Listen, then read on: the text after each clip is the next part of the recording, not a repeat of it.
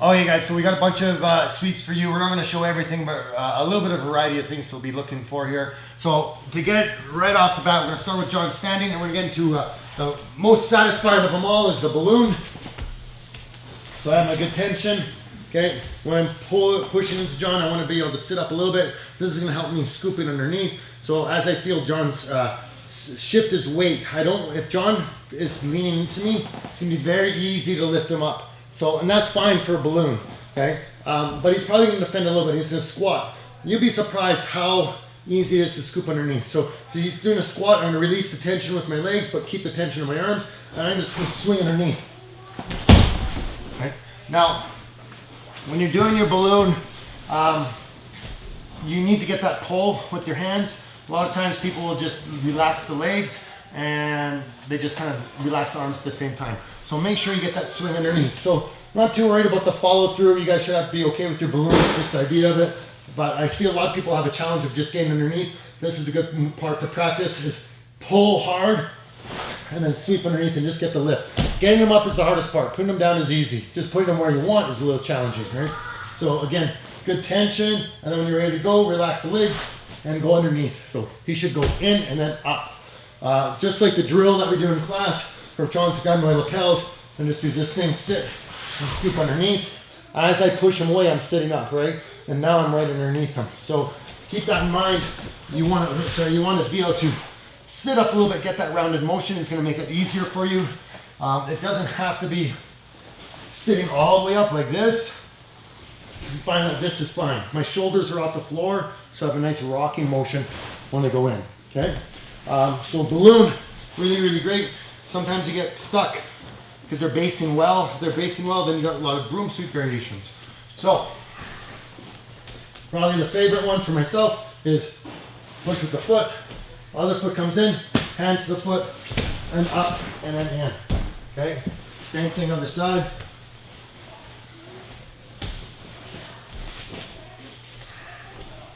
I got my grips. I push harder with my right leg to free up my left. Swim to the side, heel comes in, grab the foot, push. My foot will drop back and I come forward and I step over the leg. If I don't step over the leg, there's a chance he'll kick this foot or this leg up, and then it'll get caught here. Enough to slow me down. This knee's probably gonna start coming in, and if I try to push, I can twist John's knee, so I have to be careful. Sometimes flexible guys will put it there and it's easy, they can keep it there no problem. As we get a little stiffer or older, or maybe a little bit stronger with our knee, we lose some flexibility and this will start to hurt. So we gotta clear that knee to get over top. Okay. Now, if you don't like the idea of going here to that sickle sweep, you can go to the hook sweep. John likes this one, push, and then here, okay? And then same thing, push, and then up and through. So the idea of the sweep is exactly the same. You have tension on the heels or on the legs, and then you're pushing them backwards. So from here, pushing with the left leg now to free up the right foot. Right foot hooks in, can hook here, grab, push with the foot, and then come up. Okay, and it's just gonna be a little bit of timing of when to pull the foot off the hip on both those ones so you don't end up kind of getting jammed up. Sometimes you jam your own sweep up. Other broom sweeps, the classic, just the straight backwards one. So I'm going to sweep John. The reason I might go for these is because I'm really stretching them out, and it's easy to get these hooks in like this because there's lots of space. But if John stepped in, this is a problem. He's going to try and scoop my hips up, and now I'm going to get dumped backwards. It puts a lot of strain on my neck. Once my hips are off the floor, that's a problem. I can stop that by when John scoops in to bring my feet behind him, and now look for your classic broom sweep, okay? When you're doing your classic broom sweep, try to put your feet behind their back. It'll stop them from getting away from you. Sometimes they're sneaky guys. When they start coming in, if I grab here and push John back, he can butt scoot away before I can get up. He'll defend himself, right? He'll be able to create that space. By hooking my feet behind him, it makes it easier for me to follow up to mount, and it also makes it harder for him to get away. So he's getting a good base, he's starting to come in. Good, here we go. And then hip up. If he puts this arm up, I don't care. I'm just gonna go through it, maybe take his back and just go straight to mount. So I'm not too worried about what arm John puts up. I want to go on the side that I go off best. I know for some people that do the system, calls for the arm bar, but if I come up on this side with my left hand on the floor as I go up on top of John, if he puts this hand up, I'll go for the arm bar, right, to come around. If that hand comes up, I just go to mount, okay? Maybe triangle, okay? So, broom sweeps. Going into the next one, it's a fun one for the dynamic guys. I gave Ron this one a while ago. Same thing, John starts coming in, kick that foot off, grab the leg, spin around, and now sweep back, okay? It's like a rear roll sweep. We showed Ron was one of the smaller dynamic guys in the club, and he's doing a pretty good job at pulling this one off to the point where we're getting him to go jump guard, drop down, hook the foot, and then spin, stand up. You can take this into standing all the way up and look for a single leg or kick out the other foot, or you can just do the sweep like I just did. So here John starts to step in, foot comes up and I hook underneath. I roll around and my hips come up. So I'm digging into John's ribs, roll backwards, right here. And I'm trapping his leg with my leg, but also my hand. So my hand is behind him, and I use my armpit into his knee, then I'll come back, and then just turn to face him. Otherwise, if John was up, as soon as I roll back to this position, I'd be looking to stand up with it, and then kick out that leg, okay? So, if you're looking to stand, I'll do the standing one. Good. John starts to step in, up. Here. Now, if you can catch him off balance, great, he'll fall down. If not, you just lift that leg up a little higher or sweep out the other leg to knock him backwards. So, when they're standing, a lot of variations to stay within the foot on hip guard. Of course, like in the transitions, you might want to move to De La Riva, that's fine. We're just trying to stay within the realm of foot on hip guard and not move into other guards for the sweeps. So now John's kneeling. Okay. So, from the knees, I'm actually going to switch sides so it's a little easier for you guys to see. I have my grips, and I should be, like a butterfly guard, I should be sitting up a little bit. Although some people are content to stay down here, which is kind of okay, right? But if you can get up, that's great. Oh, I'm rolling his ankle. Good. Foot on the hip, stretch it out, and look to almost scissor sweep John. When I get to here, my foot will grab to climb up, okay? So again, I have my foot on hip, I have my collar, stretching John out, foot, stretch it out, and climb back on top. If John stands up with this leg, it's gonna make that one much, much easier. So if I have my foot on hip and he shifts his weight, oh, that's gonna be very easy to knock him over. So that's very, almost a classical style of sweep. The scissor sweep was meant to counter this idea of people standing up with one leg to open up the guard. So when the weight comes forward and up, it makes the scissor sweep really, really easy. Same thing for this one. Master Behring's got a 100% sweep. So from here, I'm going to open up that angle, his elbow with my shin. Foot comes across, so I got both feet on one side. Not necessarily here. I don't want John's elbows in. I want to open that elbow up. And scoot around to grab the pants, push into him, up, and then sweep, okay? From the other side so you can see the pant grip. So this one is typically either guys are playing this kind of grip with like a spider guard but feeling the hips, or the hand on the collar. Right here is what we're looking for. I'm going to grab John's pants, and it's nice there's a little fold for me there. If there's not, can you fold this underneath? Make it a little bit tighter. Good. Say I can't grab very well, I can push John this way to lighten that leg. Okay, and then just play with the pants a little bit. So here, there, push into him, and then up, punch him to the roof. Really, really fun sweep. Master Behring calls this one the 100% sweep. Things to watch out for, we'll show from this angle.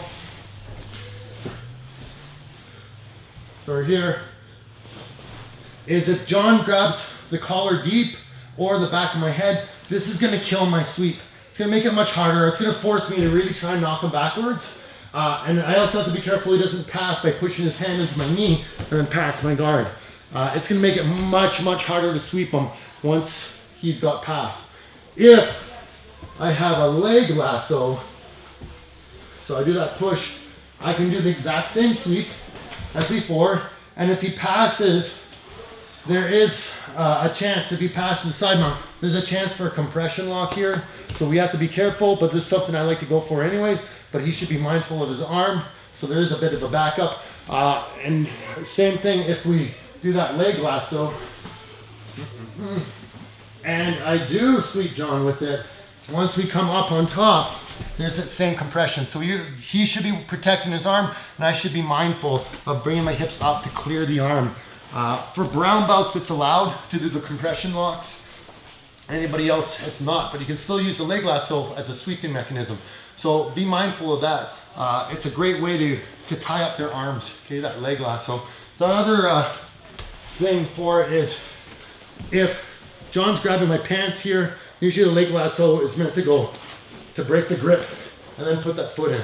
Okay, so if you're looking for a leg lasso, there's a real purpose for it. It's to break the grips off of the pant grips that he might have.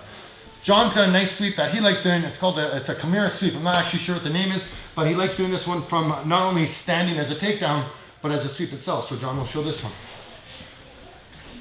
Okay, we can do this one from open guard.